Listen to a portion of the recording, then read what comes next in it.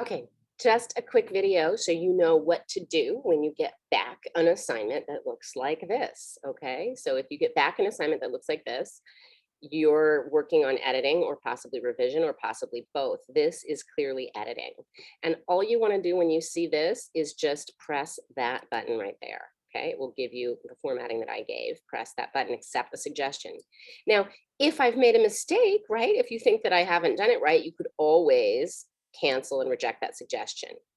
But you still now, I need a title. And so I'm still going to want to go back and put a title in. Okay. And personal narrative is a fine title, or you can change it to something else. So as you go through, you look and you see where are the small things that I'm going to change. Those are edits.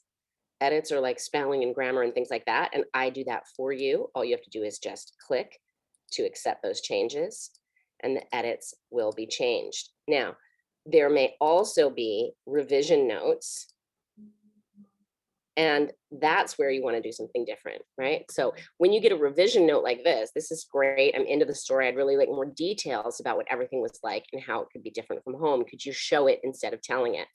That's when I go back here.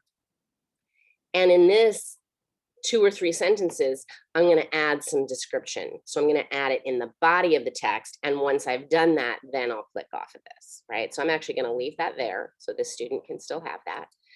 And this is what you're going to do, right? Once you complete and you've gotten all the way to the bottom and you've cleared out all of these messages, right? That you've accepted my suggestions if it's edits, and you've dealt with my revision comments, then you're going to share it back with me so that I can review it again, or turn it in again so that I can review it again. Your grade is the grade that you want to have.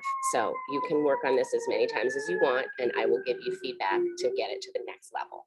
Okay? But if you're happy with the grade at any point, you can stop revising there and let it rock. I hope this was helpful. Take care.